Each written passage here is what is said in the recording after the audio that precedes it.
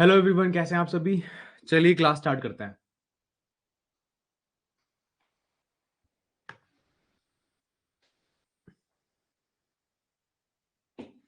Okay,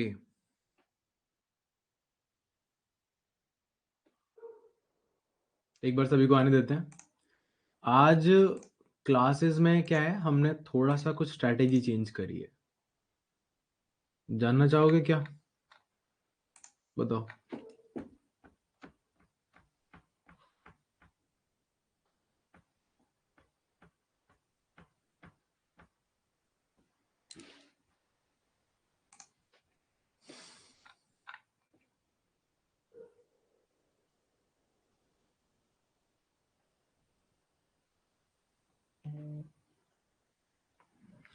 strategy ये change करी है कि आज से हम कुछ चीज़ों को और ऐड ऑन कर रहे हैं।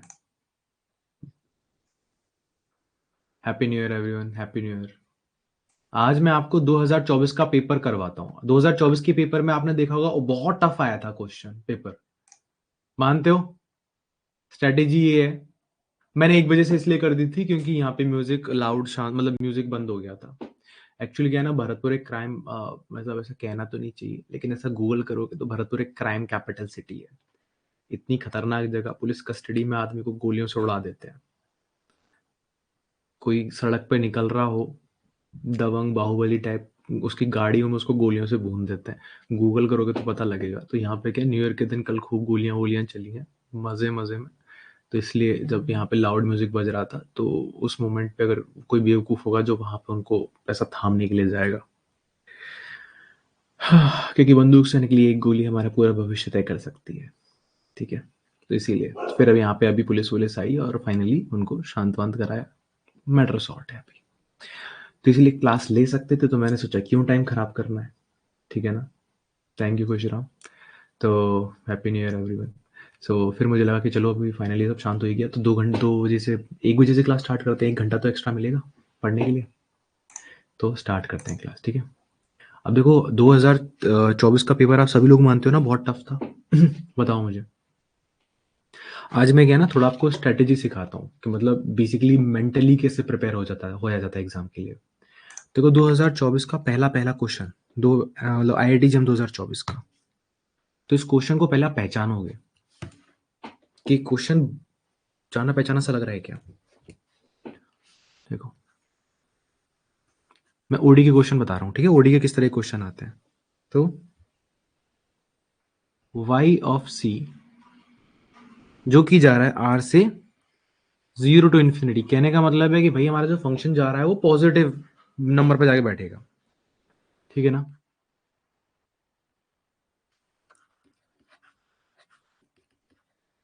B the solution of Bernoulli's equation.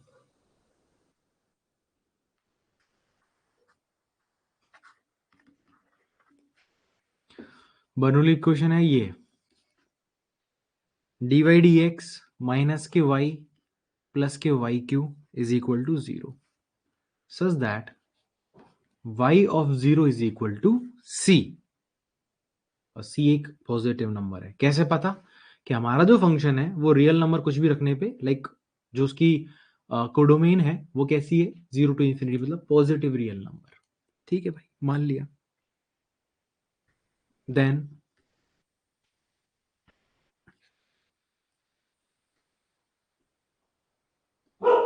For every c greater than 0, which of the following is true?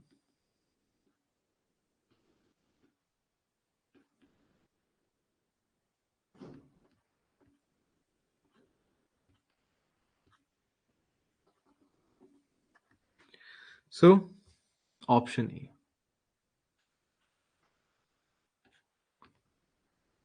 limit x tends to 0, sorry, x tends to infinity, y c x is equal to 0. Option B, limit x tends to 0, sorry, infinity, y c of x is equal to 1. Limit x tends to infinity, y of cx is equal to e. Option D, limit x tends to infinity, y of c of x doesn't exist.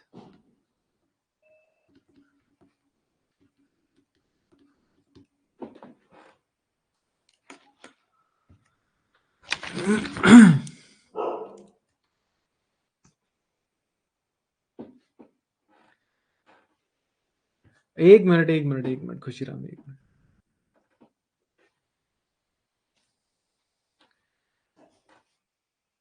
अब देखो, ये 2024 का पहला question था। आज मैं आपको जरा एग्जामिनर की मेंटलिटी समझाता हूँ। अब आपको पता है ये बर्नौली इक्वेशन है। अब बर्नौली इक्वेशन सॉल्व करना, पहले मुझे बताओ, बर्नौली इक्वेशन सॉल्व करना सिखाई है मैंने सभी को। जब मैं first order first degree differential equation जब पढ़ा रहा था, तो मैंने उसमें आपको सारे के सारे मेथड करवाए हैं, ठीक है ना? ठीक है, बिल्कुल सही खुशीराम, वेरिएबल ऑफ सेपरेशन से हो सकता है ये। तो खुशीराम, वेरिएबल ऑफ सेपरेशन से कर सकते हो इसे सॉल्व? हो तो जाएगा, वेरिएबल ऑफ सेपरेशन से क्वेश्चन तो सॉल्व हो जाएगा। अब देखो मेरी बात समझो। यहाँ पे क्या है, अब यहाँ पे नाम दे दिया बर्नौलीज इक्वेशन। अब आपने देखा होगा नॉर्मली कि इस तरह के जो क्वेश्चंस होते हैं वो इतने खतरनाक होते हैं कि वहां पे अक्सर हम लोग आइडिया नहीं लगा पाते हैं कि चीजें जा किस डायरेक्शन में रही हैं। क्योंकि अगर मैं जानता हूं आप में से मैक्सिमम लोगों ने बर्नौलीज, आप लोग क्या पढ़ के आए हो? Variable of separation, linear differential equation, exact differential equation, उसकी कंडीशन और इंटीग्रल फैक्टर। इन चीजों पे हमेशा आपका फोकस रहता है। लेकिन बर्नौली इक्वेशन देख के यहाँ आदमी क्या होता है, थोड़ा घबरा जाता है। वो सोचता है कि अभी कैसे होगा, क्या होगा। ठीक है, तो अब देखो, इसको बर्नौली से तो करना ही नहीं था, इसको करना था ऐसे, dy dx plus y times of y square minus के 1। कितने लोगों को दिख रहा है इज इक्वल टू 0? अब इसको लिख सकते हैं dy upon y minus 1 y plus 1 plus का dx इज इक्वल टू 0। बताओ कोई दिक्कत परेशानी? अब आपको ये समझना है कि 1 upon y minus 1 y plus 1, आप इसको कैसे लिखोगे? a अपॉन y माइनस 1 में। बिल्कुल सही खुशीराम, आपका अंदाजा बिल्कुल करेक्ट था। अगर आपको बर्नौली नहीं आता तो आप इस स्ट्रेटेजी को इस्तेमाल कर सकते हो और इससे क्या कर सकते हो, अपना आंसर निकाल सकते हो। तो अब मैं चाहूंगा आप इस क्वेश्चन को अभी के अभी सॉल्व करें और मुझे बताएं what will be the answer. क्योंकि देखो यहाँ पे मैं आपको सिर्फ ये समझाने की कोशिश कर रहा हूँ, जिस बच्चे ने पहली पहली चीज बर्नौली देखी होगी उसके दिमाग में आया होगा। ईमानदारी से बताओ में से कितने लोगों को याद है बर्नौली कैसे सॉल्व करते हैं? बर्नौली टफ नहीं है, बर्नौली बहुत ईजी है। मैंने करवाई है आप लोगों को, मैथड करवाया मैंने आप लोगों को, एमडी राय सिंघानिया से मैंने क्वेश्चंस भी करवाए हैं आप लोगों को, बट स्टिल आपको याद नहीं होगा। रीजन, इसके क्वेश्चंस बहुत रेयर आते हैं। एग्जामिनर डरा दिया कैसे, बर्नौली बोल के, लेकिन एक्चुअल में तो ये बर्नौली के अलावा और भी काफी सारे स्टेटमेंट मतलब मेथड से इजीली सॉल्व हो जाता। So now tell me, equation क्या आएगी? सॉल्व कीजिए इसको अभी के अभी, इसको अभी के अभी सॉल्व कीजिए और मुझे बताइए what will be the solution. यहां तक मुझे याद है ये कुछ ऐसा बनेगा।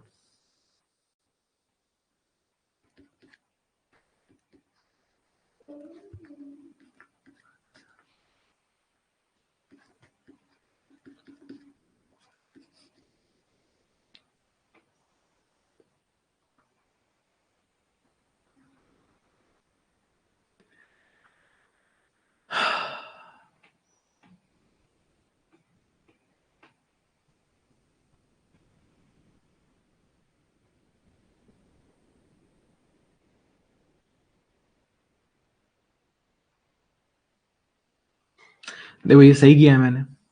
अब इसके, अब आप इसके भी टुकड़े कर सकते हो और इसके भी टुकड़े कर सकते हो। तो इस तरीके से आपको पता लग जाएगा कि ये क्या आएगा। इसके टुकड़े करोगे तो क्या आ जाएगा ये?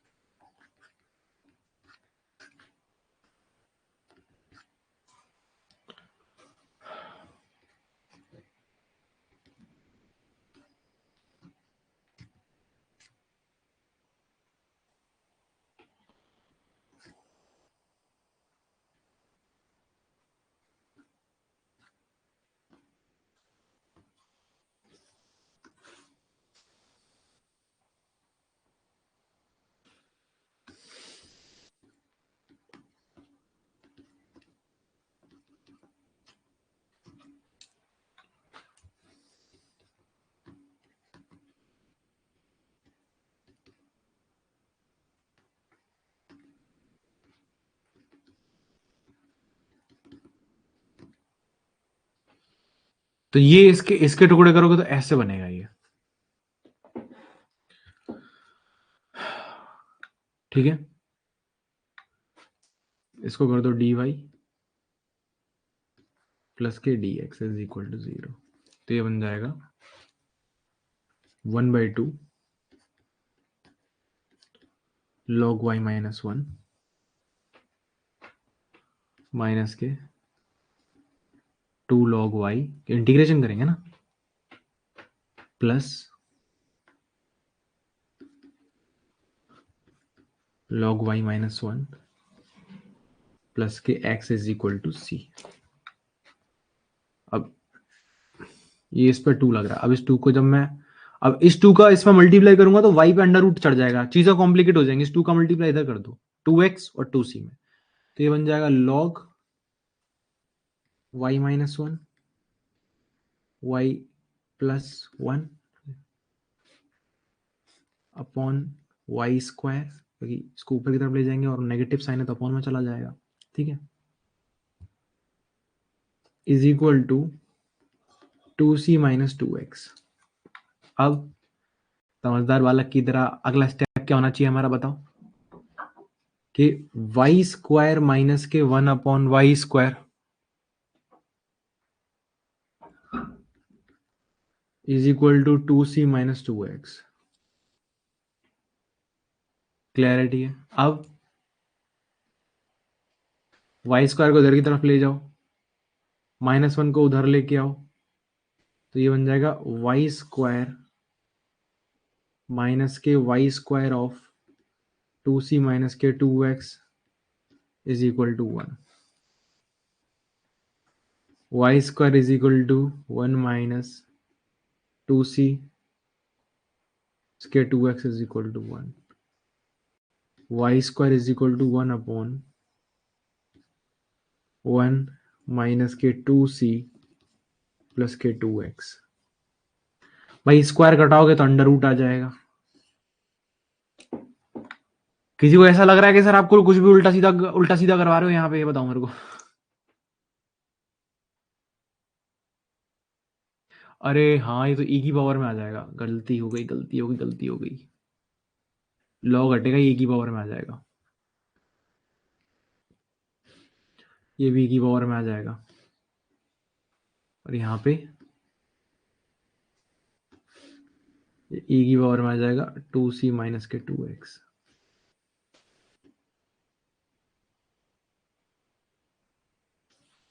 यहाँ पे 1 माइनस e की पावर 2c माइनस के 2x, सॉरी माय मिस्टेक। अब देखो, अगर कोई बच्चा कहे सर इस पर लिमिट लगा दो, मैं लिमिट क्या लगाऊं भाई, limit x tends to infinity, x की पावर ये क्या हो जाएगा, इंफिनिटी लगाओ तो e की पावर माइनस इंफिनिटी कहाँ जाता है, 0 पे, तो आपको नहीं लगता कि y 1 के बराबर हो जाएगा लिमिट लगने पे? बताओ मुझे कितने लोगों को ये बात समझ में आई? बिल्कुल सही खुशीराम, मैं इस चीज को मिस कर देता तो आंसर गलत हो जाता। आंसर मुझे 0 दिखाई देता 1 की जगह, अगर मैं e की पावर मिस कर जाता तो, और एग्जाम में बैठा होता तो पक्का मेरे से गलती होती, क्योंकि यहाँ गलती करी जल्दीबाजी में तो वहां तो मैं और भी ज्यादा जल्दी में होता। अच्छा मुझे ये बताओ, यहाँ तक क्लियरिटी है आप लोगों को?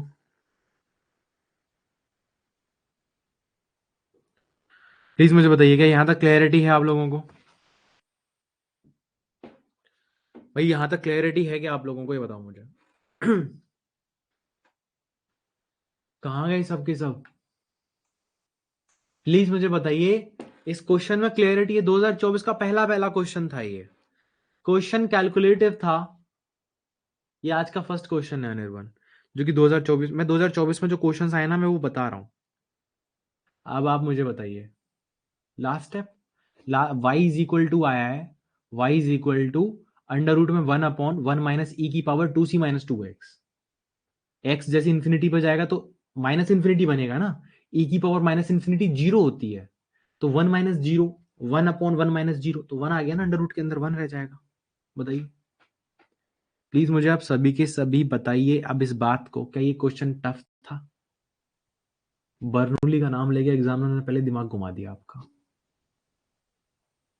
बर्नौली से भी सॉल्व हो जाता है जो, अब देखो अब इस, ठीक है ना, अब इसको बर्नौली से भी कर सकते हैं, बर्नौली से भी करके दिखाएं क्या? क्या आप खुद से ट्राई करोगे? अपने नोट्स प्लीज, अपने नोट्स पलटना, उसमें बर्नौली वाले पे जाना और देखना बर्नौली से भी सॉल्व हो जाएगा। ये बर्नौली इक्वेशन से भी सॉल्व हो जाएगा। नो डाउट ये बर्नौली इक्वेशन है, लेकिन ये देखो क्या इसे सॉल्व करने का कोई और भी तरीका है?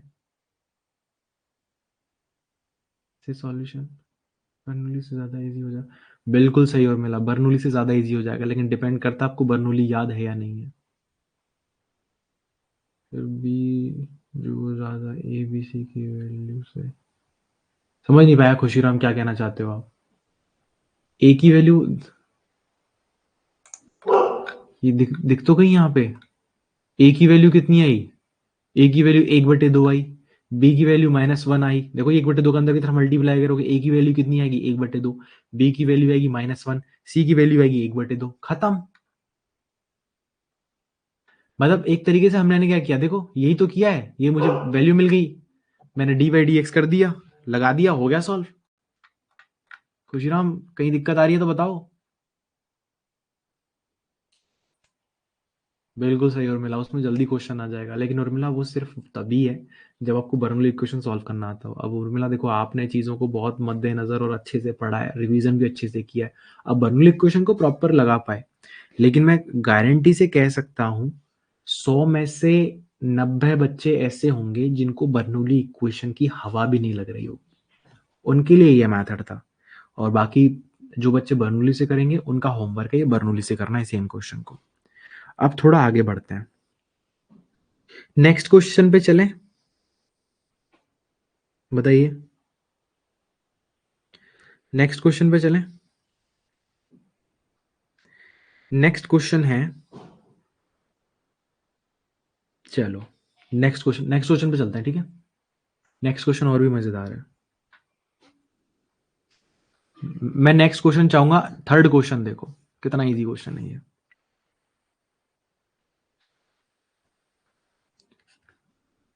dy/dx is equal to 1 + y into sec x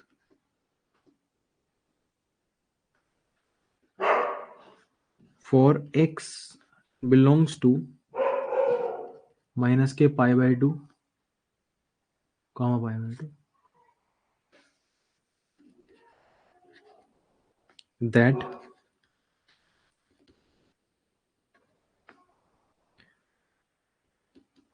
satisfies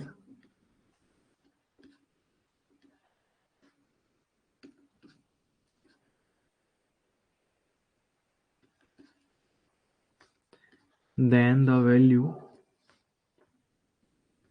of y of π/6।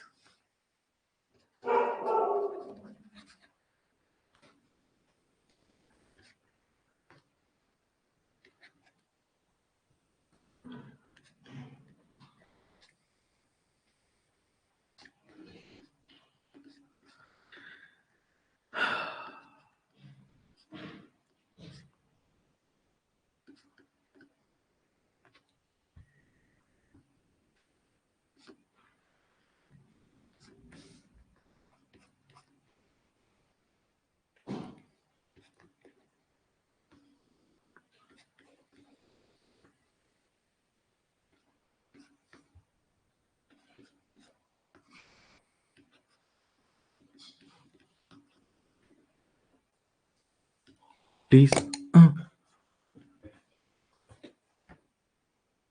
Okay, now solve it. बताइए मुझे what will be the answer. ये पता है ना कौन सी इक्वेशन की बात हो रही है अभी इसमें? प्लीज बताइए मुझे। ये आप लोगों को समझ में आ रहा है कौन सी इक्वेशन की बात हो रही है इसमें? ये कौन सी इक्वेशन है?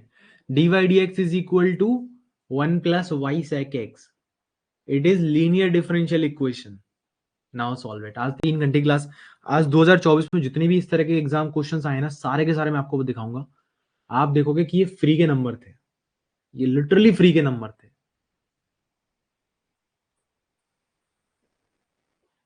प्लीज सॉल्व कीजिए, मैं चाहूंगा प्लीज आप इसे सॉल्व करें।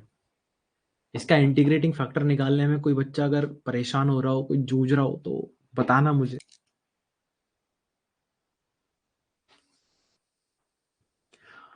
ये बन जाएगा चलो चेंज कर देते हैं ना, d y d x minus के sec x into y is equal to 1.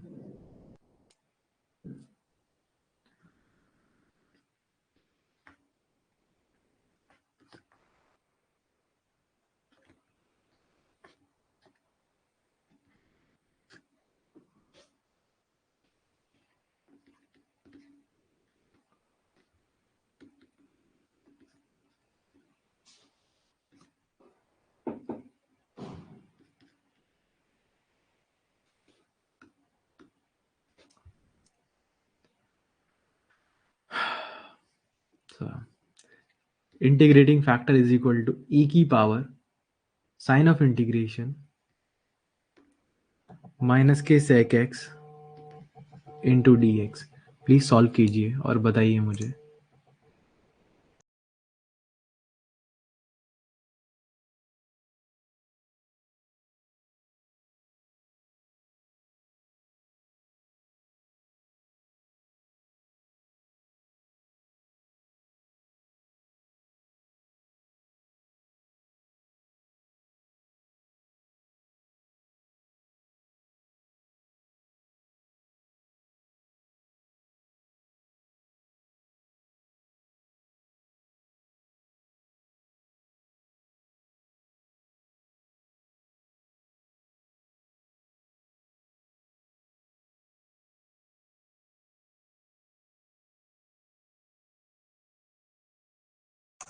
हाँ जी,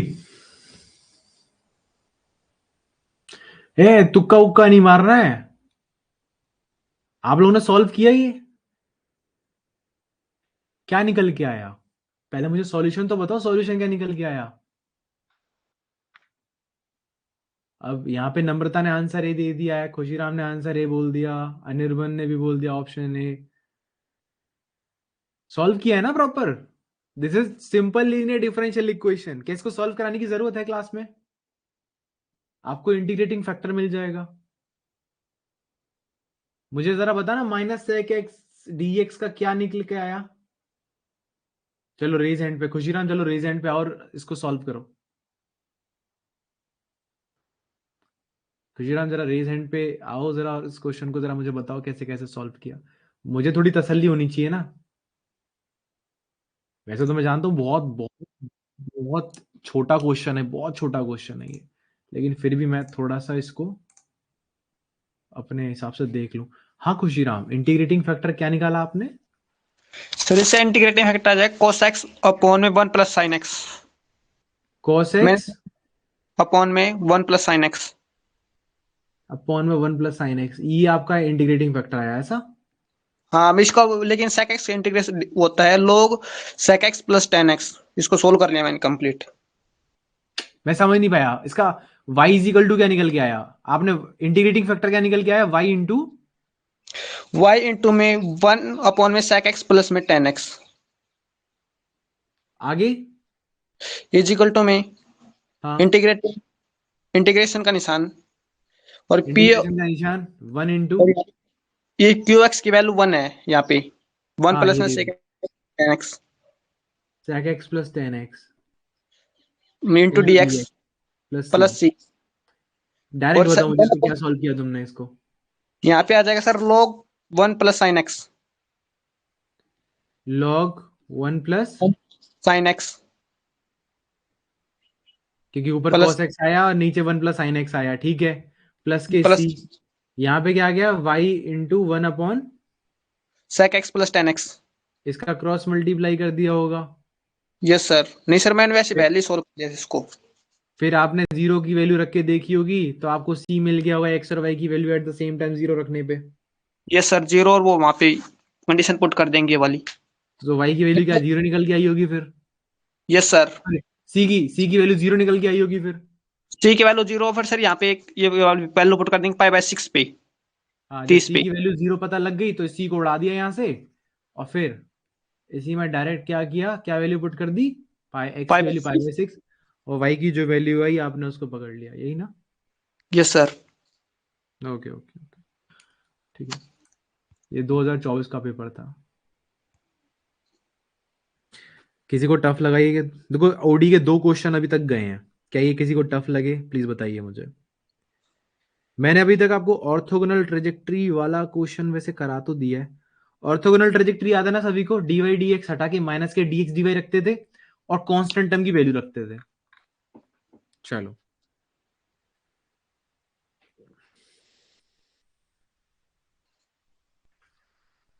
क्वेश्चन नंबर 4 देखो।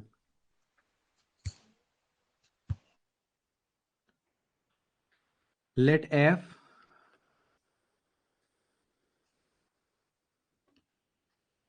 be the family of curve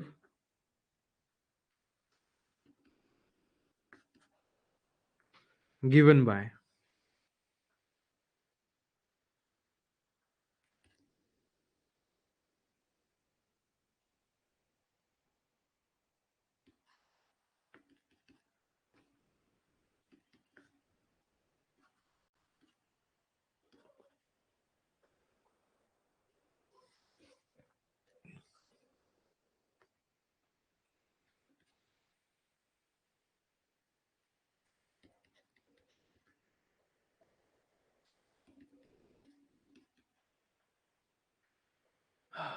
differential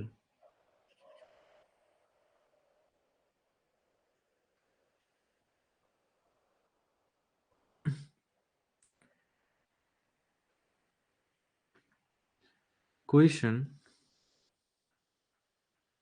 for the family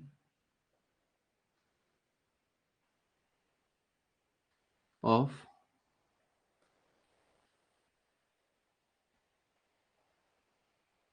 orthogonal trajectory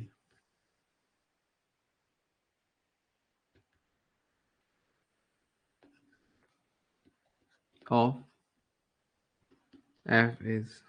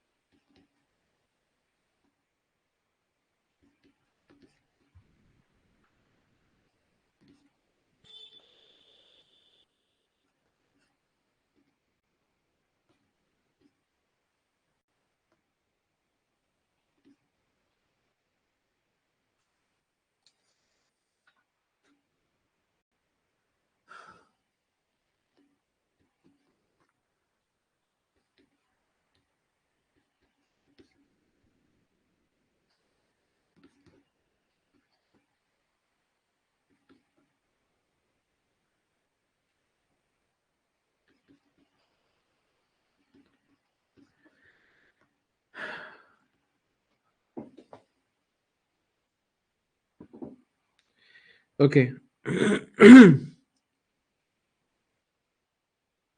ये बहुत इजी क्वेश्चन है, इसको लिखने में टाइम लगा है बट ये बहुत इजी क्वेश्चन है।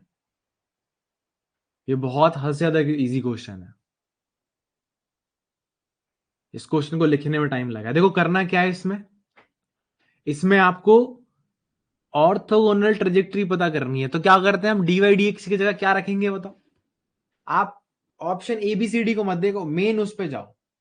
X square plus 2h(xy) plus के y square is equal to 1। तो यहाँ h जो है वो आपका कांस्टेंट है जिसको आपको रिप्लेस करना है।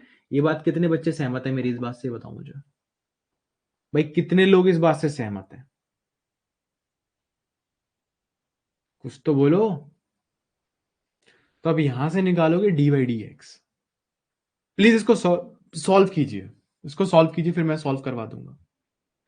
सबसे पहले एक्स स्क्वायर प्लस 2 HXY प्लस y square is equal to 1 को डिफरेंशिएट करो विद रिस्पेक्ट टू एक्स, तो डी वाई डी एक्स निकलेगा। उस डी वाई डी एक्स को इक्वल में जो आता है वो रख दो, सॉल्व करो। फिर डी वाई डी एक्स को चेंज करना माइनस के डी एक्स डी वाई से, और जो एच होगा उसको किससे चेंज करोगे, उसको चेंज करोगे minus of x square plus y square bracket में, और माइनस का sign upon x upon 2 times of x y. बताओ मुझे, क्या ये टफ क्वेश्चन है? आज मैं क्वेश्चन प्रैक्टिस तो करवा रहा हूँ, लेकिन साथ के साथ ये भी रियलाइज करवा रहा हूँ 2024 के जिस पेपर को लोग बोल रहे थे बहुत टफ है बहुत टफ है बहुत टफ है, वो क्या था कि पेपर बनाने वाले ने लिखा इस तरीके से है ना कि छोटे बच्चे को गुमराह किया जा सके। और आप लोग छोटे बच्चे ही हो, अभी ज्यादा बड़े हुए नहीं हो। देखो, एक इस क्वेश्चन में अभी तक मैंने 3 क्वेश्चन करवाए हैं, मुझे बताओ 3 में से कोई एक भी ऐसा क्वेश्चन लगा? ये तीसरा क्वेश्चन है ना, ये तीसरा क्वेश्चन है, किसी को ऐसा लगा ये बहुत टफ है? और आईआईटी जैम के पेपर में चौथा क्वेश्चन है ये।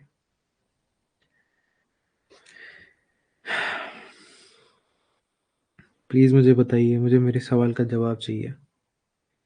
क्या किसी बच्चे को ऐसा लग रहा है कि ये अभी तक के जो क्वेश्चंस करवाए बहुत टफ क्वेश्चंस हैं?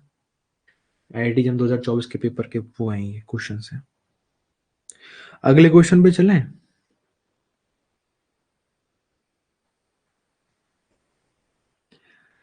अच्छा, ग्रुप थ्योरी के क्वेश्चन भी डिस्कस कर लेंगे बीच बीच में, बताओ मुझे। ग्रुप थ्योरी के क्वेश्चन डिस्कस कर लें कहो तो।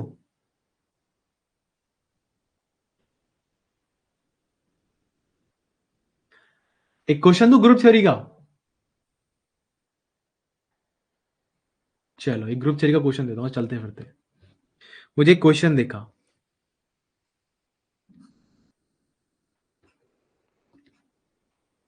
विच of them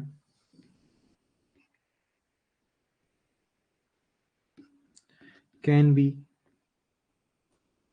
order of element of order of element of sorry order of an element, grammar का ध्यान रखा जाए, of S13। S13 option 1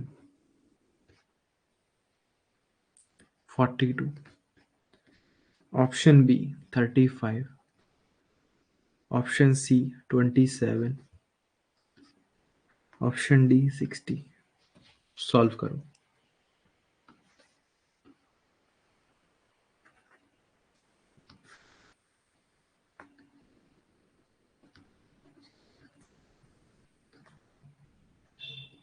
S13 याद है इस तरह के क्वेश्चन कैसे सॉल्व करते थे?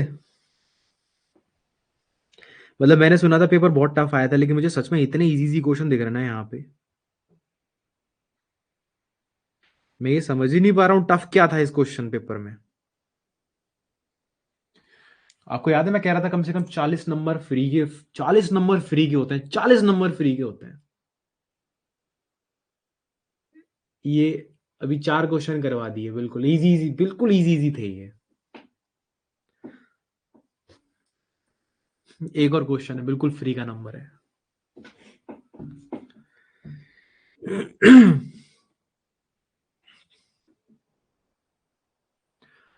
क्या हुआ, किसी ने डाउट पूछा है क्या? अच्छा प्लीज मुझे बताइए, which which option is the correct answer? यहां पर 13 है, तो हम 13 के करें, हम 13 के टुकड़े ही तो करते हैं, याद है आप लोगों को कैसे करते थे? 13 के टुकड़े करते थे। जैसे 13 है, इसे लिख सकते हैं 12+1, या फिर इसे 11+2, या फिर 11+1+1। तो समझदार बालक पता है क्या करेगा, क्योंकि फिर क्या करते थे हम, LCM of 13 13, LCM of 12, 1 12, LCM of 11, 2 कितना 22, एलसीएम ऑफ 11, 1, 1 यानी 11 ऑर्डर का ऑर्डर होगा, 22 ऑर्डर का होगा, 12 ऑर्डर का भी, 13 ऑर्डर का भी होगा। लेकिन मुझे डायरेक्ट इसको देखना है। 40 से 42 है, 42 को जरा तोड़ना, कैसे टूटेगा? 6 सत्ते 42 होता है ना, 7 6 सत्ते 42। तो of course this is LCM of 7 3 2, और S13 की बात हो रही है, तो मैं इसे 7 + 3 + 2 + 1 लिख सकता हूं क्या? बताओ जरा मुझे, बताना। एलसीएम ऑफ 7, 3 और 2 का और 1, इनका एलसीएम कितना होता है? 42।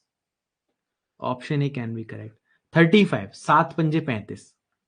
तो 7, अब देखो 7 पंजे 35, तो मैं इसको एलसीएम ऑफ 7, 7 + 5 टाइप की करो, लेकिन 7 और 5 कितने होते हैं? बताओ।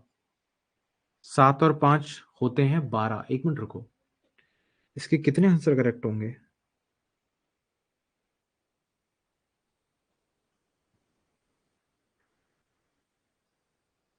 अच्छा, इसमें लिखा है S3 has element of order of this S3, S13 has not. देखो कितना घुमाया एग्जामिनर ने, मैं पूरे ऑप्शंस, अब लगता है पूरा लिखना पड़ेगा।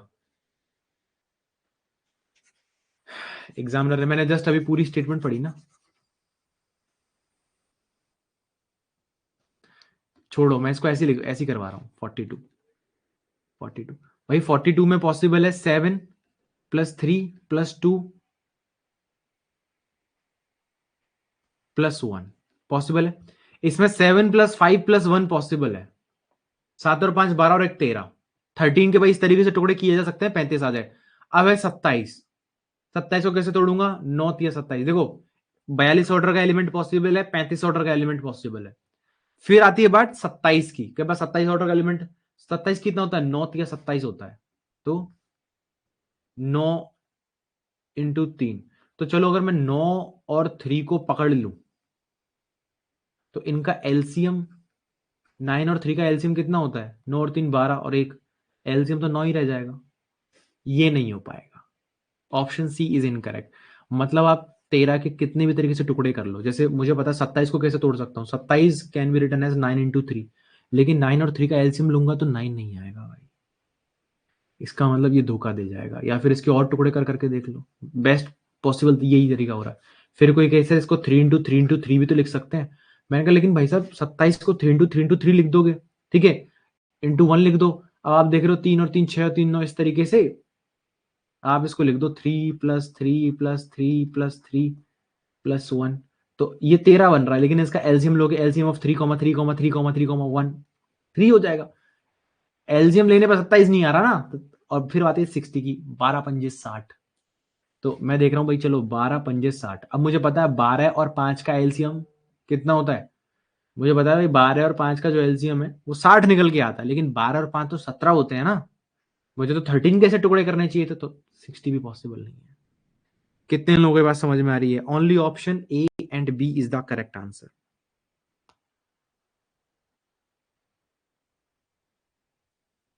एक मिनट रुको, 60, रुको रुको रुको रुको।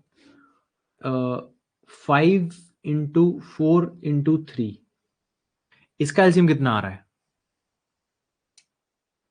बताओ जरा, इसका एलसीएम कितना आ रहा है? 5, 4, 3, इसका एलसीएम 60 आ रहा है।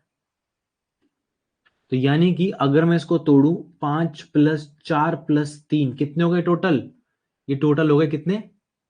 12 +1। यानी कि आप 13 को इस तरीके से तोड़ो तो बनने वाली ऐसी रिंग्स जो होंगी वो 60 ऑर्डर का एलिमेंट बनाएंगी। यानी कि ऑप्शन डी भी करेक्ट है। यानी कि आपके S13 के पास 42 ऑर्डर का एलिमेंट होगा, 35 ऑर्डर का एलिमेंट होगा, 60 ऑर्डर का एलिमेंट होगा। पहले तो मुझे बताओ कितने लोगों को ये बात समझ में आ गई? ए, बी और D is the correct answer. अब देखो एग्जामिनर ने कैसे घुमाया है।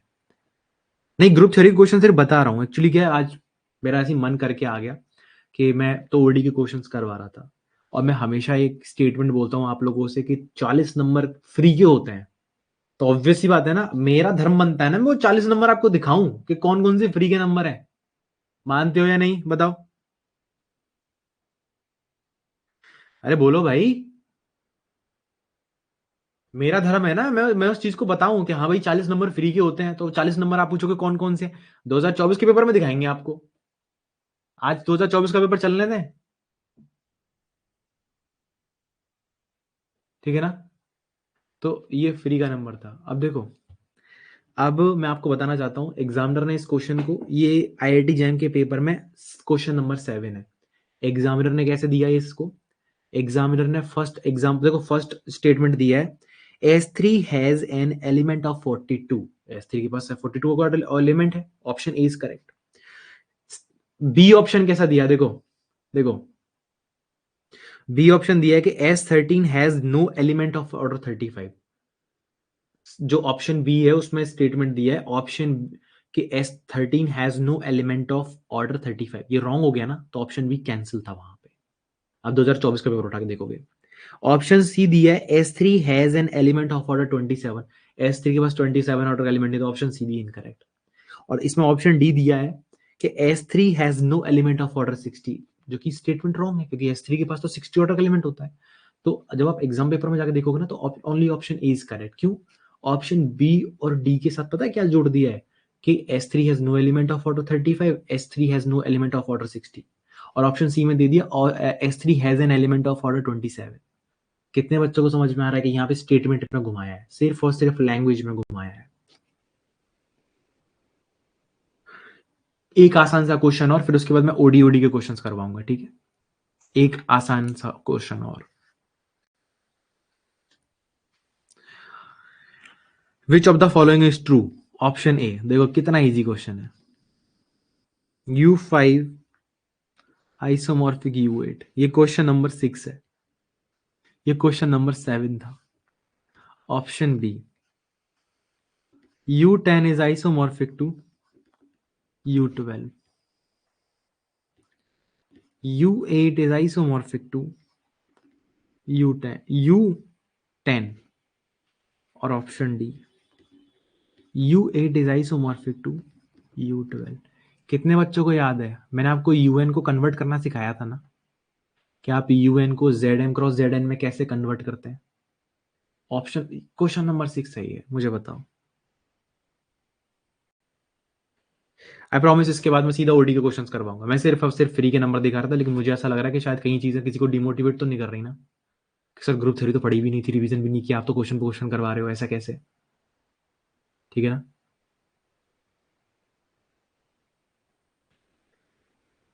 मैं आपको वो क्वेश्चन कर बता रहा हूं जो देखते ही सॉल्व हो जाने चाहिए, मतलब ऐसा चुटकियों में, उसमें सोचना ही ना पड़े आपको ज्यादा।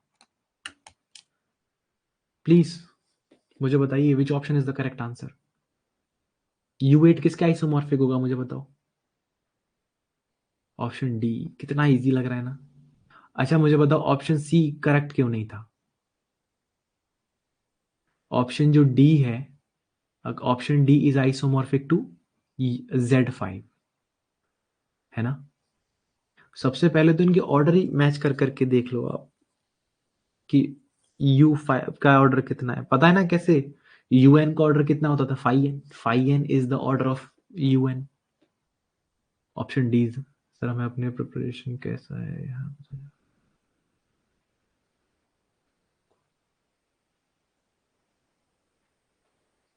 आपको समझ में आ रहा है ना? 2024 के पेपर के क्वेश्चन हिला पा रहे हो आप लोग, और आप लोगों को ये भी पता होगा 19 नंबर पे लोगों को IIT बटना चालू हो गई थी। अभी खड़े खड़े कितने क्वेश्चन करवा दिए बताओ मुझे? 6 क्वेश्चन। अभी तक 10 क्वेश्चन भी क्रॉस नहीं किए हैं मैंने, बताओ। अभी तक पूरे 10 क्वेश्चन भी क्रॉस नहीं किए हैं मैंने, देखते देखते। एक और क्वेश्चन देखोगे ऐसा ही, बिल्कुल आसान। Option D is the correct answer. एक और क्वेश्चन देखोगे ऐसे ही। मैं सिर्फ आपको ये जताने की कोशिश कर रहा हूं, सेल्फ डाउट करके खुशीराम, स्पेशली आपको, खुद पे सेल्फ डाउट करके नेगेटिविटी फैलाओगे तो वो चीज दूसरों को भी हार्म और टेम्पर करेगी। 2024 का पेपर मैं यही पकड़ के लाया हूं कि आप लोगों को पता लगे कि 19 नंबर पे IIT मिल रही थी लोगों को। अगर मैं इसमें क्वेश्चन करवाना स्टार्ट करूंगा ना, और मैं तो सॉल्व भी नहीं कर रहा हूं, ये मानते हो ना, मैं सॉल्व नहीं कर रहा हूं। अच्छा ऑप्शन सी गलत क्यों है? अच्छा ओके, और मिला। ऑप्शन सी गलत इसलिए क्योंकि 27 आप 13 के टुकड़े करना स्टार्ट करोगे। 13 के टुकड़े करोगे कितने? आप 27 होता 9 इंटू 3, 9×3 = 27। अगर आप उसके टुकड़े करना स्टार्ट करोगे ना, देखो जैसे 60 था, अब 60 इज द LCM ऑफ 5,4,3। ठीक है, 60 इज द LCM ऑफ 5,4,3। तो मैं कैसे लिख सकता हूं? 13 को मैं लिख सकता हूं 5 + 4 + 3 + 1, ताकि उन चारों का LCM 60 आ जाए। यही नियम था ना। अब देखो मैं इस क्लास में बहुत चीज़ क्लियर बोल रहा हूँ, ठीक है, खुशीराम स्पेशली आपको, अगर आप पेपर करके देखोगे आपको पता लगेगा जो आपको पढ़ाया गया है, जो आपको बताया गया है, जितना मैंने करवाया है, उसके दम पे इजीली आईआईटी क्रैक करके ले जाओगे आप लोग। अब ये मैंने कितने क्वेश्चन करवाए हैं इस क्लास में, ये बताओ मुझे। इस क्लास में मैंने 5 क्वेश्चन करवाए हैं, और 5 क्वेश्चन किस में से हैं ये? आई आई मतलब आईआईटी जैम 2024 के अभी 10 क्वेश्चंस में से, लाइक स्टार्टिंग के 10 में से सिर्फ कितने करवाए? 5 करवाए हैं। अब मैं एक और क्वेश्चन करवाता हूँ, ठीक है। याद है मैं हमेशा कहता हूँ अगर 10 में से आप 5-6 क्वेश्चन कर पा रहे हो मतलब बिल्कुल राइट ट्रैक पर हो आप। और ये तो इतना खतरनाक पेपर था ना, लोग डिप्रेस हो गए थे। देखो एक और क्वेश्चन करवाते हैं।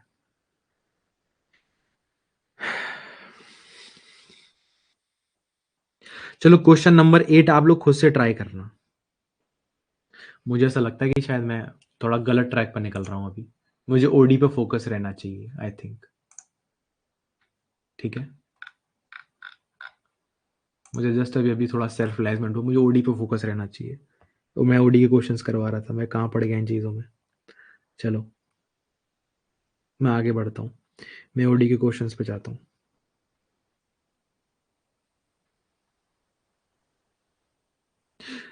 एक और क्वेश्चन करवा लेते हैं, चलो ठीक है ना। एक और क्वेश्चन करवाएं। एक 2 नंबर का क्वेश्चन देखोगे, 2 मार्क्स का क्वेश्चन, ठीक है ना। एक 2 नंबर का क्वेश्चन देखोगे आप? देखो, en is 1 upon 3n plus 2, 3n plus 4, and bn is n cube plus cos 3 की पावर n। ये मत सोचना खुशीराम मैं आपको पॉइंट आउट कर रहा हूँ, क्योंकि मैं हर साल बहुत सारे स्टूडेंट्स को पढ़ाता हूँ, हर साल बहुत तरह तरह के स्टूडेंट्स आते हैं, मैं तो शायद 1 या 2 महीने बाद आपको भूल भी जाऊंगा, आप किसी आईआईटी में बैठे होंगे और मुझे आपका नाम भी याद नहीं होगा। मैं हर एक बच्चे से बोल रहा हूँ ये बात, ठीक है। मैं आपको सिर्फ ये बताना चाह रहा हूँ कि जिस एग्जाम के लिए प्रिपरेशन कर रहे हो ना, मैं इस एग्जाम को मात्र 3 महीने में क्रैक कर लिया था। उसका रीजन ये नहीं था मैं बहुत ज्यादा स्मार्ट हूँ, उसका रीजन ये था कि मुझे क्या ना ऐसा लूप होल्स देखना आते हैं पेपर में। अब आप मुझे इस क्वेश्चन को देख के बताओ, ये 2 मार्क्स का क्वेश्चन है, क्या इस क्वेश्चन में आप लोग अटक सकते हो क्या? एंड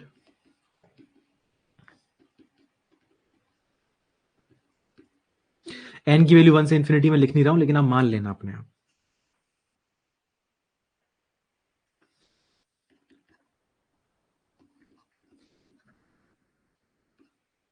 मैं लिटरली बता रहा हूं, आप लोग 1 साल बाद है ना अपने अपने आईआईटी कॉलेज में बैठे होंगे और लिटरली मुझे आप लोगों का नाम भी याद नहीं होगा। आप में से 1 या 2 बच्चे होंगे जिनका मुझे नाम याद होगा, जो मेरे टच में रहेंगे। बताओ मुझे, 2 नंबर का क्वेश्चन था ये।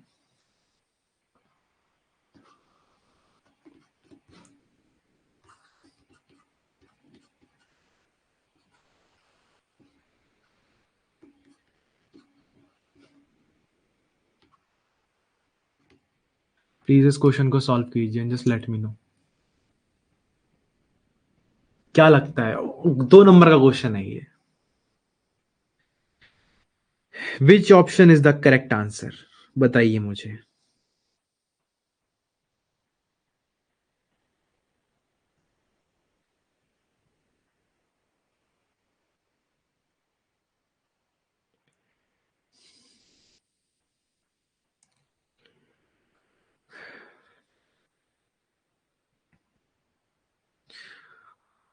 प्लीज मुझे बताइए। जनरल में 11 था और मिला, ओबीसी का तो थोड़ा और एक आधा या 1 नंबर कम था, एसटी एससी का तो आई थिंक 6 7 5 ऐसा कुछ चला गया था कट ऑफ। मैं कहता रहा हूँ 17 17 नंबर पे आईआईटी मिली है लोगों को, 17 17 19 19 नंबर पे लोगों को आईआईटीज मिली है और अच्छी अच्छी आईआईटी मिली है। और ये बात ST SC के लिए नहीं, जनरल OBC के लिए बोल रहा हूं मैं।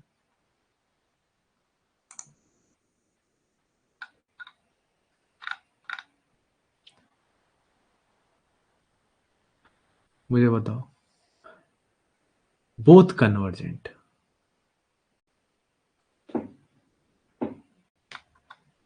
अरे ये क्वेश्चन टफ लगा किसी को? प्लीज मुझे बताइए, ये क्वेश्चन टफ लगा किसी को? ये मैंने इसी जोश जोश में करवा दिया, इसकी कोई जरूरत थी नहीं। अभी वो क्वेश्चन करते हैं जिसको यहाँ पे मुझे करवाना है, ठीक है? Just wait a minute. Question number 18, मैं उस क्वेश्चन को यहाँ पेस्ट कर रहा हूँ, ठीक है?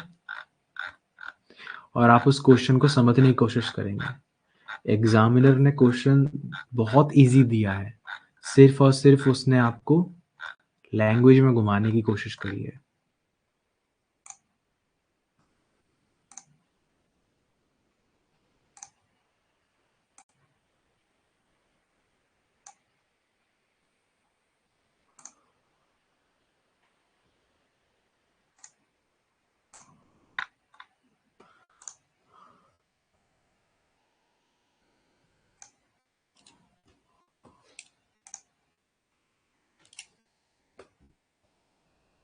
प्लीज इस क्वेश्चन को देखो और मुझे बताओ, इस क्वेश्चन को देख के आप लोगों को क्या समझ में आता है? बड़ा सिंपल सा स्टेटमेंट है। BN को बता दो, ओके ठीक है। ओके देखो, जेन्युइन प्रॉब्लम पूछी है खुशीराम ने। उनको AN तो समझ में आ गया, सीधा कंपैरिजन टेस्ट से। कंपैरिजन टेस्ट से समीशन 1/n² बनाया होगा, P टेस्ट से ये सीधा कन्वर्जेंट हो गया। प्लीज यहाँ पे BN को कोई सॉल्व करना चाहेगा कि BN कैसे सॉल्व होगा करके? क्या कोई BN मुझे बताएगा BN को कैसे सॉल्व करना है? काफी लोगों ने बता दिया summation BN is convergent, but how?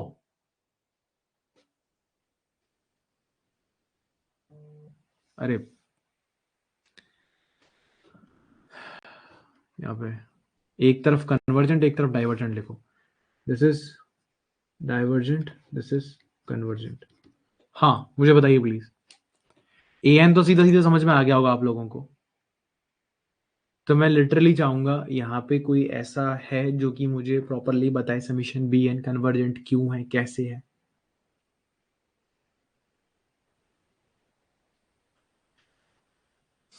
Ratio test से निकल आएगा आंसर, रेशियो टेस्ट से। आपने रेशियो टेस्ट लगा के देखा है इसमें खुशीराम एक बार? अभी देखो एक बात ध्यान रखना, यहाँ पे मैं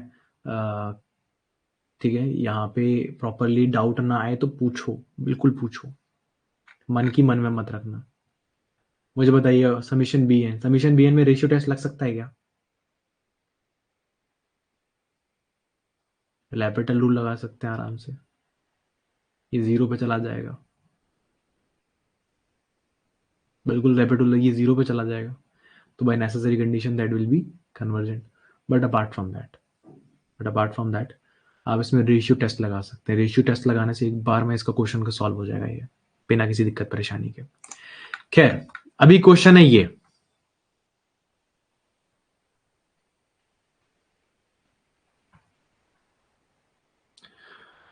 अभी क्वेश्चन सबको क्लियरली विजिबल हो रहा है? प्लीज मुझे बताइए, अभी ये क्वेश्चन सभी को क्लियरली विजिबल हो रहा है? So now tell me, y into 8x minus 9y dx plus 2x into x minus 3y into dy is equal to 0। जरा मुझे बताओ, पहला देखो स्टेटमेंट क्या है, कितनी इजी डिफरेंशियल इक्वेशन है। पहला स्टेटमेंट है the differential equation is not exact and has x square as integrating factor.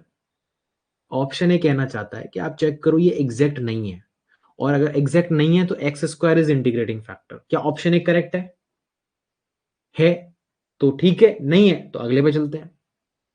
Option B, the differential equation is exact and homogeneous. क्या ये होमोजीनियस है? होमोजीनियस तो दिख रही है मुझे, क्या ये एग्जैक्ट है? कैसे चेक करोगे?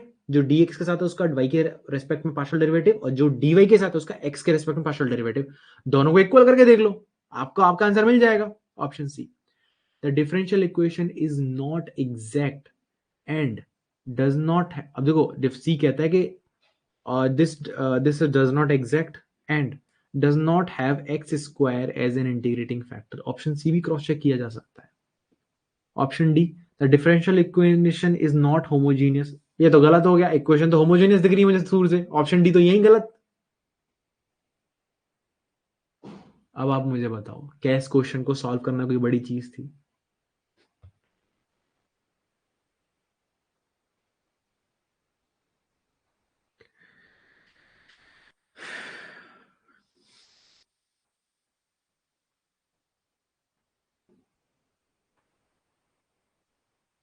अगले क्वेश्चन पे चलें।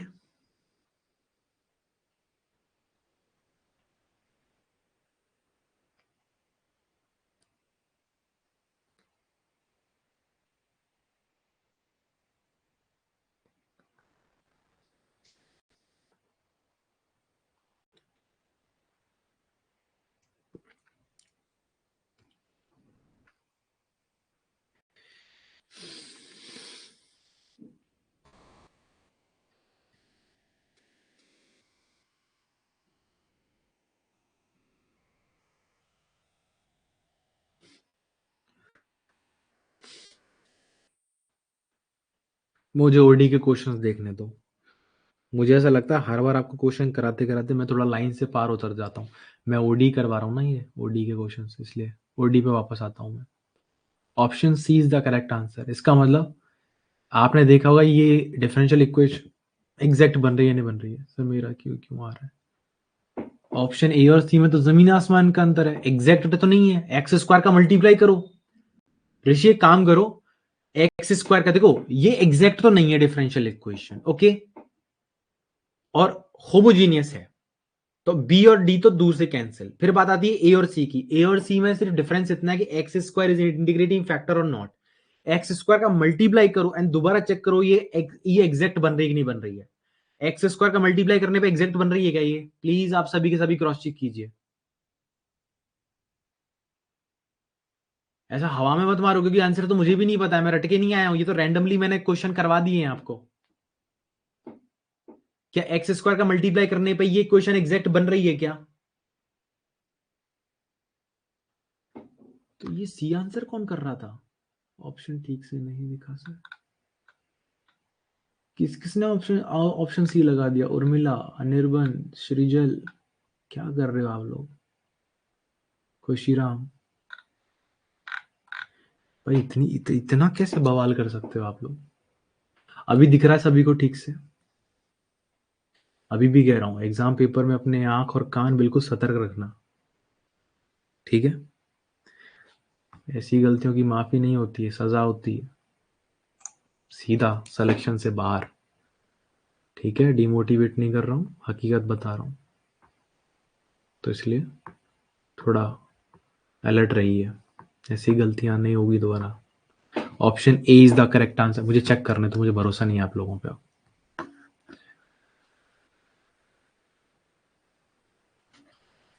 X square Y 8x minus के 9y dx plus 2x cube x minus 3y dy is equal to 0। तो दिस इज योर m। तो ये बन रहा है 8x cube y minus 9x square y square. This is your n। 2x की power 4 minus के 6x cube y del m del y। y के respect में करूंगा तो क्या आ जाएगा? 8x cube minus 18x square y। इसको जरा डेल एन डेल एक्स करो जरा, क्या आ रहा है? ये आ रहा है 8x cube minus 18x square y. Option A is the correct answer, ठीक है?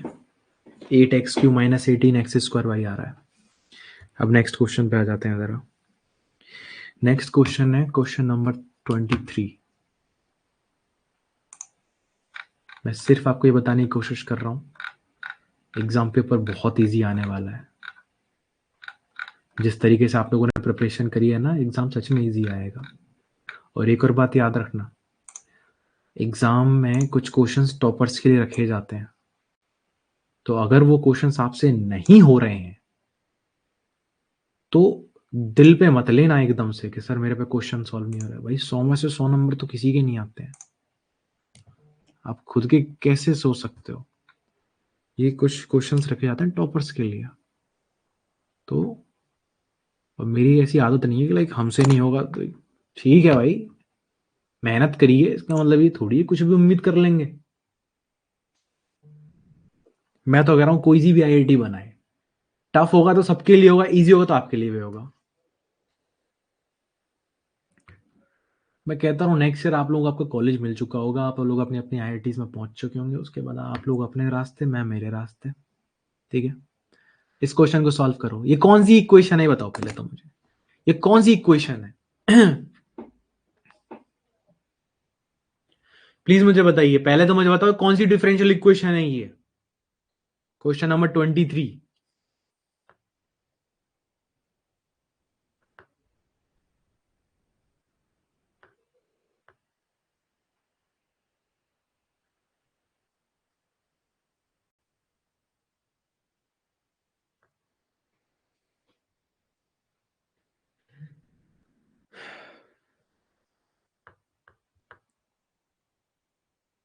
और ये 2 नंबर का क्वेश्चन है भाई, ये 2 नंबर का क्वेश्चन है।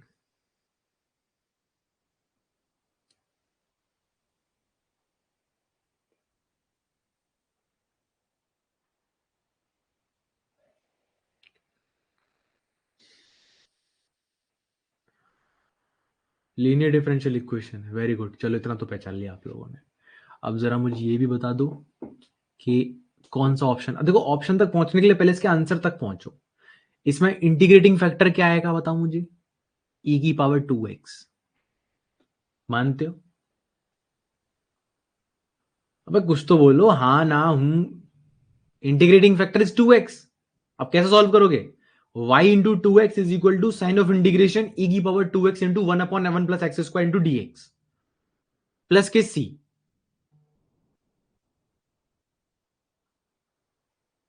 बात ये आती है sir, sign of integration e की power x upon 1 plus x square को कैसे सॉल्व करेंगे? तो u इंटू वी याद है कैसे सॉल्व करते थे? क्यों याद है? भूल गए? u इंटू वी वाला sign of integration u into v d x. मैं सॉल्व नहीं कराऊंगा, तुम सॉल्व करो। Sign of integration u into v, u v d x वाला कैसे सॉल्व करते थे?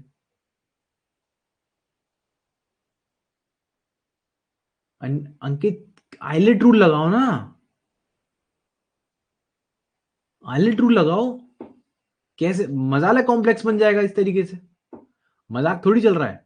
आइलेट रूल सबको लगाना आता है ना अंकित? आइलेट रूल लगाओ, फट से सॉल्व होगा क्वेश्चन।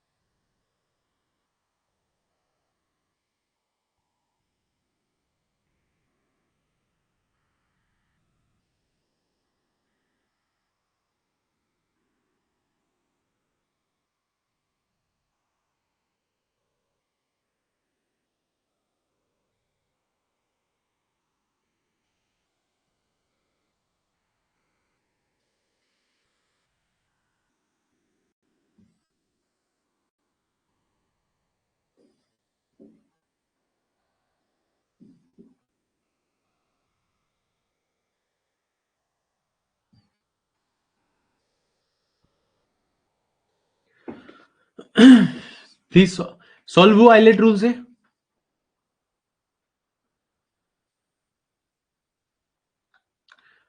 अनिर्बन,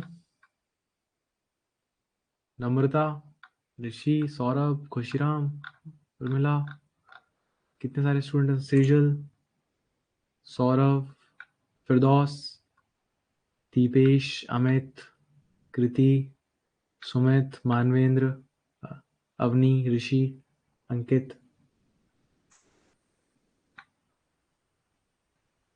कितने लोग हैं जो इसको सॉल्व कर पा रहे हैं?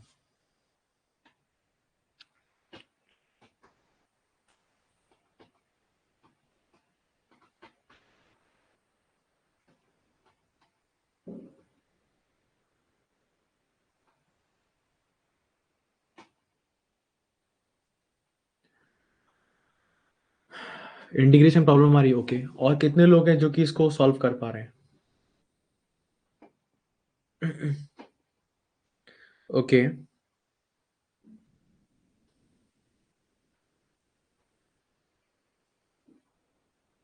ओके। अनिर्बन, आप भी फंस गए इस क्वेश्चन में?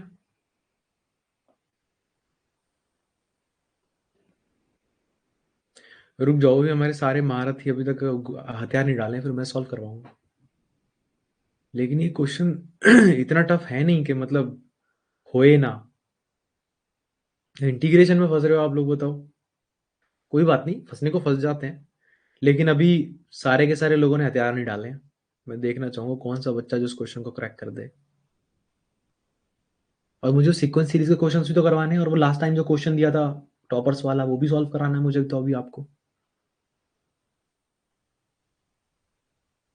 बिल्कुल, 3 बार भी लगाना पड़ सकता है।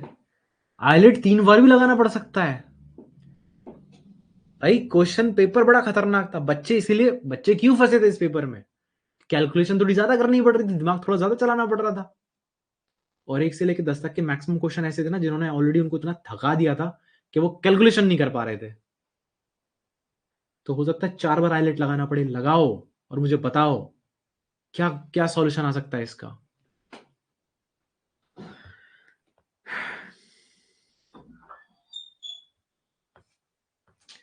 क्योंकि इस क्वेश्चन में क्या है, आप लोग अटकोगे अटकोगे, क्योंकि इसमें कैलकुलेशन करवाने को बोला है ना।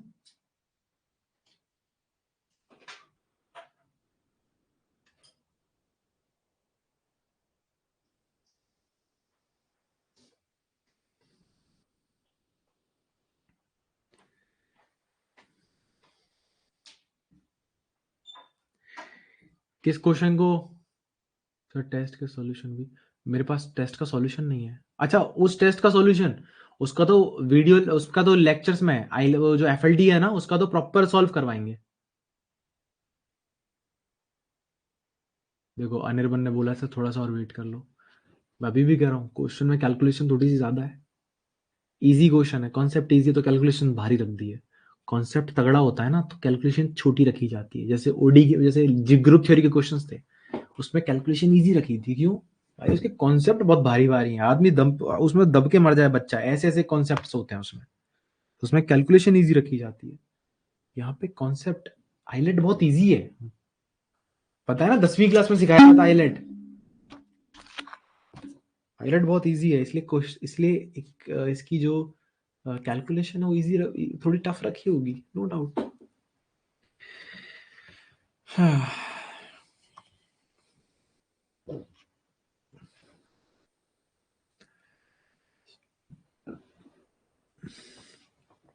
मेरे पास 2024 के पेपर का सॉल्यूशन नहीं है।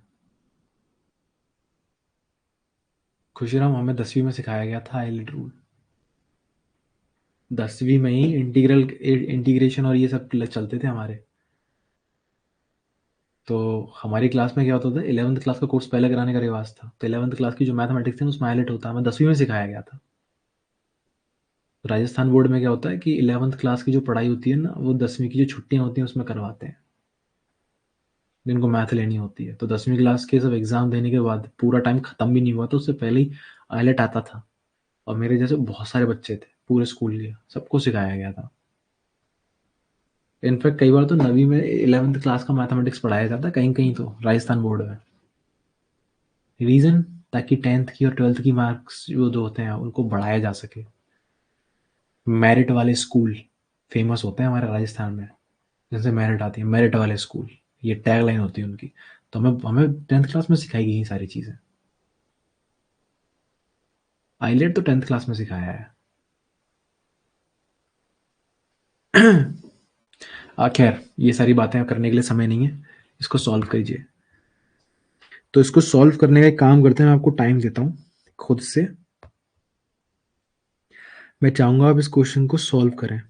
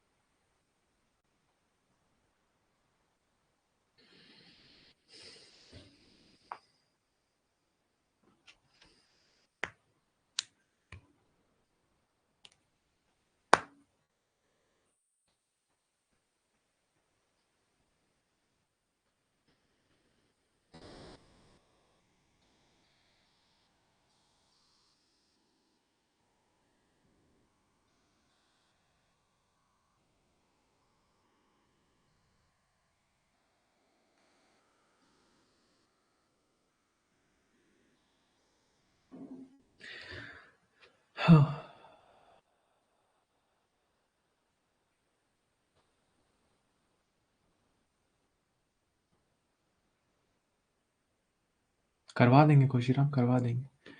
ये क्वेश्चन आपका होमवर्क है। अच्छा मेरी बात सुनो, चलो मैं आपको शॉर्ट में एक और चीज बताता हूँ अभी, ठीक है? आपको याद है मैंने क्या कहा था? आपको एक तो क्वेश्चन पूछा जाता है कहाँ से, methods of finding solution first order first degree, जहाँ पे आपके 4-5 वो मेथड है टोटल, वहां से क्वेश्चन आते हैं। दूसरी चीज, ऑर्थोगोनल ट्रेजेक्टरी से क्वेश्चन आता है। और तीसरा कौन सा बताया था मैंने? Second order differential equation of variable coefficient with variable coefficient या कांस्टेंट कोफिशिएंट। बताओ कितने बच्चों को याद है ये चीज?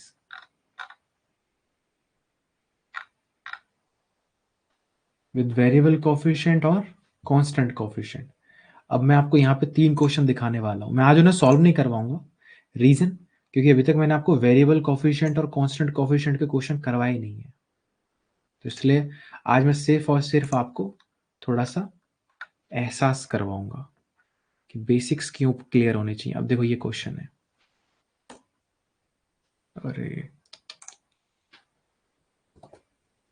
देखो ये क्वेश्चन है, ये इसमें सी एफ और पी आई निकालना है आपको, ठीक है? इस क्वेश्चन में आपको सी एफ और पी आई निकालना है। अगर आपने इसका सॉल्यूशन निकाल लिया फंक्शन, तो आप फंक्शन को एनालाइज करके तुरंत पता लगा लो कि पी और क्यू में से कौन सा करेक्ट है। अब इस क्वेश्चन नंबर 26 में जो एक्चुअल टास्क है, रुक जाओ मैं करवा दूंगा सुमित। अब देखो मैं सिर्फ और सिर्फ आपको ना यहाँ पे कुछ चीजें समझा रहा हूँ। अगर आप इस क्वेश्चन को देखोगे ध्यान से, हाँ सुमित मैंने सुन लिया। अगर देखो इस क्वेश्चन को थोड़ा ध्यान से देखोगे, ये क्वेश्चन पहले बताओ क्लियर दिख रहा है सभी को, धुंधला तो नहीं दिख रहा है ये question? y double dash minus 2y plus y is equal to 2 times of e की पावर x। इसमें आपको CF और PI निकालना है, ठीक है? अगर आप इसका सॉल्यूशन निकाल पाए तो P और Q को क्रॉस चेक करना, यूं समझ लो बहुत छोटी सी चीज है, बहुत छोटी सी चीज है। मैं सॉल्व इसलिए नहीं करवा रहा क्योंकि मैंने अभी तक इसकी क्वेश्चन प्रैक्टिस करवाई नहीं है। तो अगर किसी को प्रॉपरली पता है कि y double dash minus 2y plus 2y is equal to 2 into e की पावर x, इसको कैसे सॉल्व करना है, सिर्फ इतना पता है ना किसी को, तो पूरे क्वेश्चन को करने में उसे ज्यादा एफर्ट लगाने की जरूरत ही नहीं है। मानते हो या नहीं बताओ? ये 2 नंबर का क्वेश्चन था। ऐसे आपको 2 क्वेश्चन और दिखाता हूं मैं।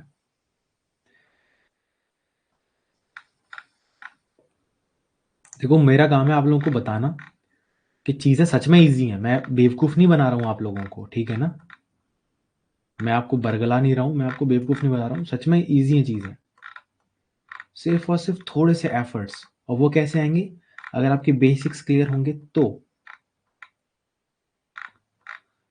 2 क्वेश्चन और दिखाता हूं आपको, बड़े इजी क्वेश्चन, वो क्वेश्चन और भी ज्यादा इजी है।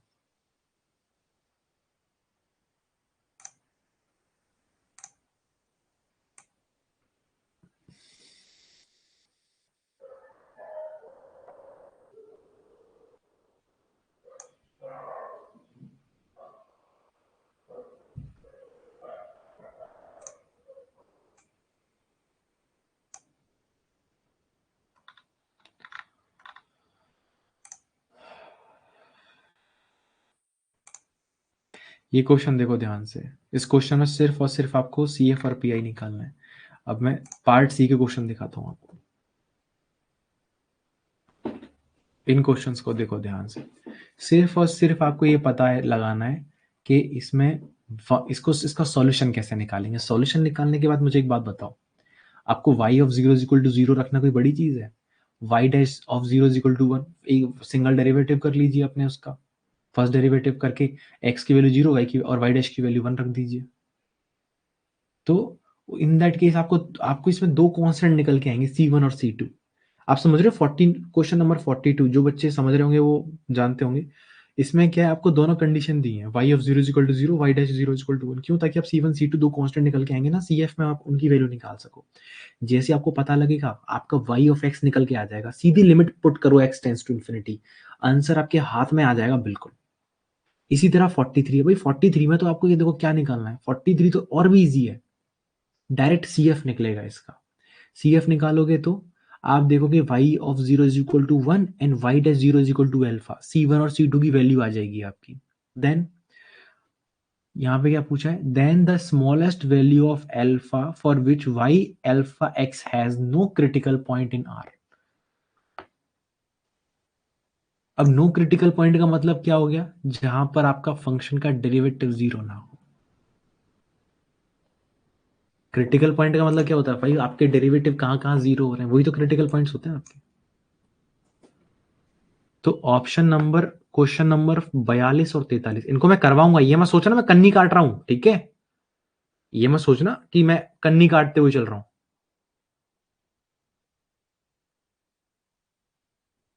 कुछ गड़बड़ हुई है क्या?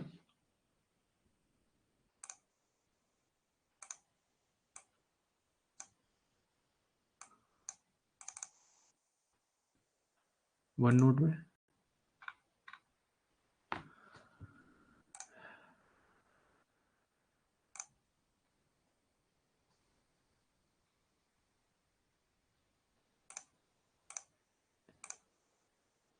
अभी शो हो रहा है वन नोट?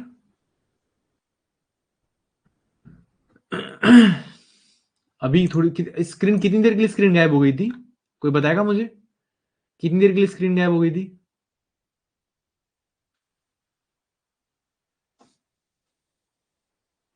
अब देखो क्वेश्चन नंबर 42 और 43 देखो। 2 सेकंड का, फिर ठीक है। क्वेश्चन नंबर 42 और 43 देखो। क्या इन क्वेश्चंस को देख के लग रहा है ये बहुत टफ क्वेश्चंस हैं? अपने दिल पे हाथ रखो, second order differential equation with variable coefficient and constant coefficient आपको सॉल्व करना सिखाया है। अब मुझे बताइए, क्या आपको सच में लग रहा है ये बहुत टफ क्वेश्चन? अभी मैं करवाऊंगा, ऐसा नहीं, मैं करवाऊंगा, लेकिन मैं सिर्फ और सिर्फ आपको एक मतलब सेल्फ रियलाइज करवा रहा हूं मैं आप लोगों को। अच्छा मुझे बताओ, ये सारे के सारे क्वेश्चंस आप सॉल्व करके आ जाते हैं, ऑफ कोर्स सी बात है, मैं अभी करवाऊंगा इन क्वेश्चंस को भी, तो ये क्वेश्चंस भी आप चुटकियों में कर लोगे। और आप पिछले साल के पेपर देखोगे तो पिछले साल के पेपर में भी एज इट इज यही पैटर्न रिपीट हुआ है, यही पैटर्न रिपीट हुआ है। कुछ क्वेश्चंस होंगे फर्स्ट ऑर्डर डिफरेंशियल इक्वेशन के मेथड्स में से आए होंगे, कुछ क्वेश्चंस होंगे एक पक्का क्वेश्चन आया होगा ऑर्थोगोनल ट्रेजेक्टरी का, और कुछ क्वेश्चंस होंगे जो कि आए होंगे second order differential equation with variable coefficient और कांस्टेंट कोफिशिएंट। कितने नंबर बन रहे हैं अब इसमें जरा देख लेते हैं। अब जरा देख लेते हैं, आज अगर मान लो ये क्वेश्चंस आते और आप इतना पढ़ के जाते, तो 2 और 2 कितने, 4, 4 और 2 कितने, 6, 6 और 2 कितने, 8, 8 और 2 कितने, 10। अब 1 से लेके 10 तक के एक एक नंबर के होते हैं, ठीक है, ये कितने हो गए आपके, 10 तो यहीं कवर हो गए। अब ये कितने, ये आ रहे हैं एक नंबर 11, 12, 13, 14 नंबर, 15 नंबर, और ये 16 नंबर।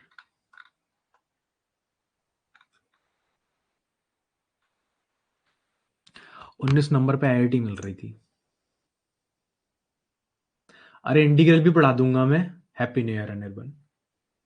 ये कितने नंबर हैं, ये दिख रहे हैं आपको, ये 16 नंबर है।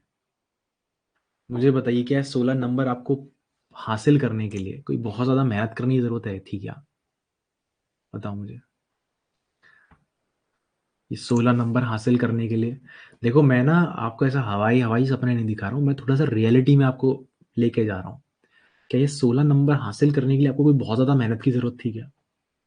और अभी तो पूरा पेपर को हाथ भी नहीं लगाया है अभी तक तो। ईमानदारी से बताओ, अभी पूरे पेपर को हाथ लगाया गया मैंने अभी तक? अभी मैंने उसके सीक्वेंस सीरीज के क्वेश्चन हाथ नहीं लगाए, क्यों? क्योंकि मुझे लगा कहीं मैं डिफरेंशियल इक्वेशन की से भटक ना जाऊं, अपनी लाइन से उतर रहा था ना थोड़ा थोड़ा मैं। अभी तक मैंने सीक्वेंस सीरीज के पूरे क्वेश्चंस भी हाथ नहीं लगाया अभी तक तो मैंने। और अब मुझे बताओ, आपको इन क्वेश्चंस को सॉल्व करने के लिए आपको लिटरली बताना अपने दिल पे आता है कि आपको मेरी जरूरत थी? बताओ मुझे, क्या ये 16 नंबर आपको ग्रैब करने के लिए क्या आपको सच में मेरी जरूरत है?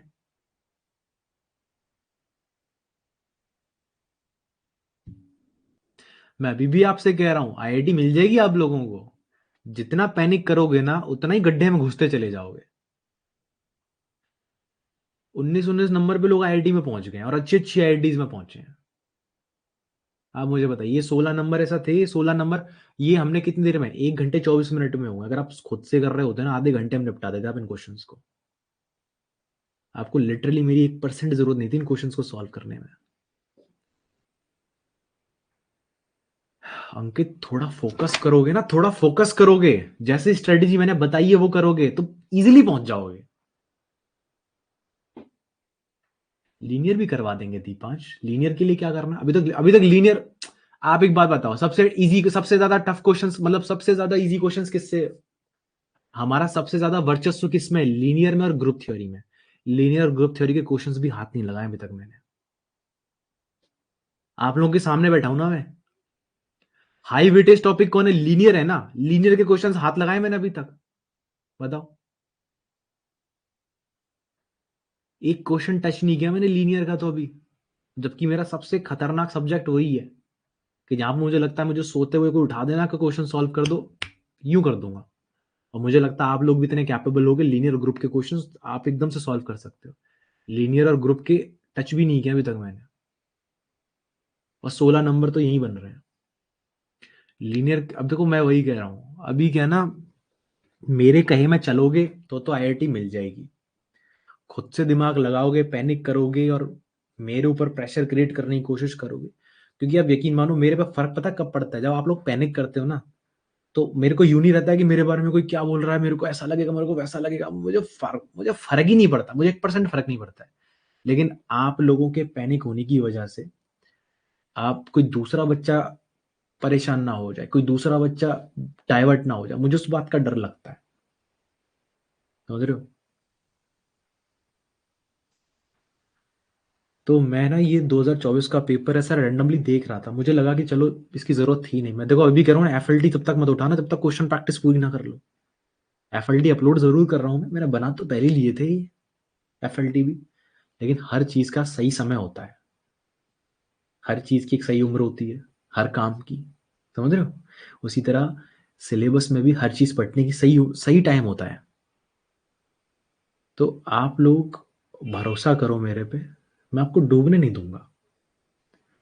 और जब तक मेरी छत्र छाया में हो ना, बैड लक तो आपको छू भी नहीं पाएगा। और रही बात सिलेक्शन की, तो सिलेक्शन तो ठीक है, सिलेक्शन तो घर आएगा आपके खुद से। आईआईटी का जो एडमिट कार्ड है ना, आपके घर आएगा चल के।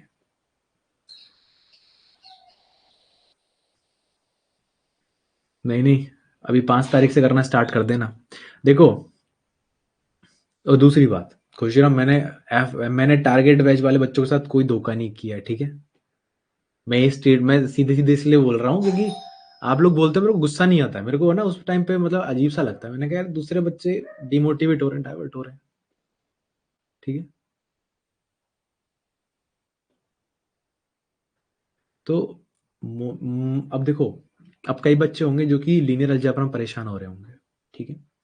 अब लीनियर अलजेब्रा का तरीका मैं बताता हूँ। आज है 1 जनवरी, अभी तक आपने पढ़ना स्टार्ट नहीं किया, कोई बात नहीं, कोई बात नहीं, कोई दिक्कत नहीं।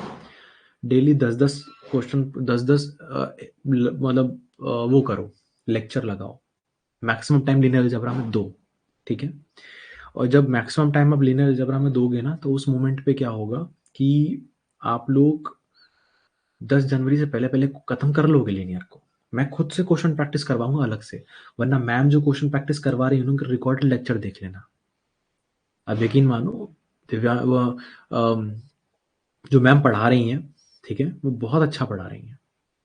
मैं खुद पर्सनली उनके लेक्चर देखे हैं कि भाई आप लोगों तक कुछ उल्टा सीधा कंटेंट तो नहीं जा रहा है। बहुत सही पढ़ा रही हैं, शी इज़ वेरी गुड, ठीक है? अब फंक्शन ऑफ वन वेरिएबल और इंटीग्रल भी करवा दूंगा मैं। लेकिन तुम ये बताओ, क्या मुझे इसमें ज्यादा कुछ टॉपिक उठाने की जरूरत पड़ी क्या 16 नंबर तक आने के लिए? अभी तक सारे टॉपिक हाथ भी नहीं लगाए हैं मैंने। सारे टॉपिक जब हाथ रख दूंगा ना सारे टॉपिक पे, तो इसी पेपर में 40 नंबर तक खींच दोगे आप।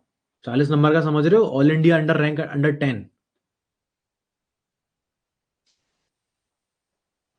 आएंगे और मिला आएंगे, एफएलटी सॉल्व कराने के लिए आएंगे, एफएलटी सॉल्व कराने के लिए आएंगे, ठीक है? तो भरोसा है ना? तो इसीलिए कह रहा हूँ भरोसा करो, फायदे में रहोगे। अभी तक पूरा पेपर हाथ भी नहीं लगाया मैंने, बहुत थोड़े से मैं देखो कितना कुछ कर दिया। तो अब आप लोगों का होमवर्क सुनो, होमवर्क क्या है? होमवर्क ये है आप लोगों का कि आप लोग, अच्छा ये बताओ, अब आप लोगों का होमवर्क ये है कि डिप्स की प्रीवियस ईयर क्वेश्चन पेपर की आपके पास बुकलेट है ना? बताइए मुझे। अभी इंटीग्रल करवाऊंगा मैं, तो आपको सिर्फ इतना सा करना है कि डिप्स की प्रीवियस ईयर आईआईटी जैम वाली जो क्वेश्चन बुकलेट है ना, आपको उसमें से ओडी के बाकी के टॉपिक कर लेने हैं। Function of several variable, function of, ये तो मैं करवा दूंगा। तो ये दो, मैं आपको दो रास्ते देता हूँ। या तो आप खुद से ओडी का बाकी का क्वेश्चन प्रैक्टिस सेशन कर लो डिप्स की बुकलेट में से, और मैं डायरेक्ट आपको इंटीग्रल स्टार्ट करवा देता हूँ। या फिर मैं आपको पहले ओडी खत्म करवाऊं नेक्स्ट लेक्चर में, उसके बाद मैं आपको इंटीग्रल स्टार्ट करवाऊं। क्या करना चाहोगे आप बताओ, क्या करना चाहोगे आप?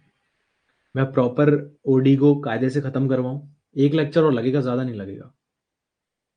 क्या डायरेक्ट बचे हुए को आप अपने आप डिप्स की बुकलेट में से कर लोगे और मैं इंटीग्रल पे आऊं सीधा?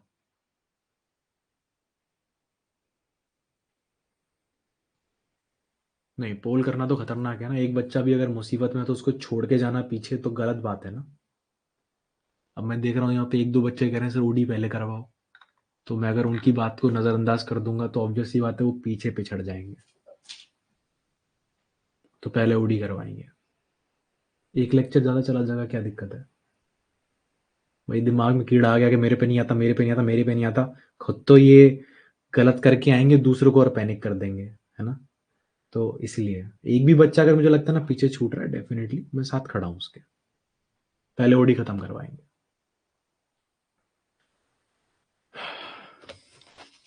सर खत्म कराना है तो अच्छे से करते। हाँ हाँ, खत्म कराना है तो अच्छे से कर रहा हूँ। आज के सेशन में आप समझ नहीं रहे हो, आज के सेशन, ये क्लास जरूरी थी। ये क्लास में क्वेश्चन प्रैक्टिस करा के मैंने क्या किया है, आप लोगों को बताया है कि क्वेश्चन कितने इजी है। 16 नंबर के क्वेश्चन क्लास में सॉल्व बता दिए, ठीक है ना? सीक्वेंस सीरीज की क्लास होगी आपकी अभी, देखो 5 बजे से दूसरी क्लास है IIT जैम की। तो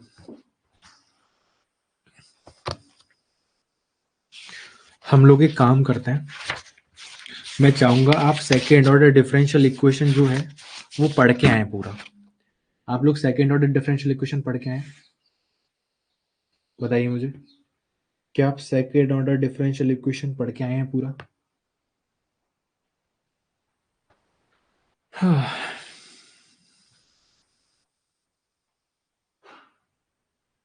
चलो ठीक है,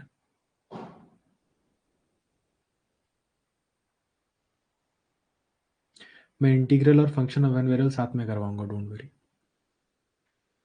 क्वेश्चन करते हैं फिर एक अच्छा सा। नहीं, कल आप सेकेंड ऑर्डर डिफरेंशियल इक्वेशन पढ़ के आएंगे पूरा, ठीक है? कल आप पूरा पूरा सेकेंड ऑर्डर डिफरेंशियल इक्वेशन पढ़ के आएंगे। हाँ नम्रता, जल्दी बैच स्टार्ट इसलिए कर दिया, मुझे 4 महीने में खत्म कराना है पूरा कोर्स। चलिए bye guys, you take care, अपना अपना ध्यान रखिए। सेकेंड ऑर्डर डिफरेंशियल इक्वेशन पूरा पढ़ के आना, ठीक है? Bye, thank you.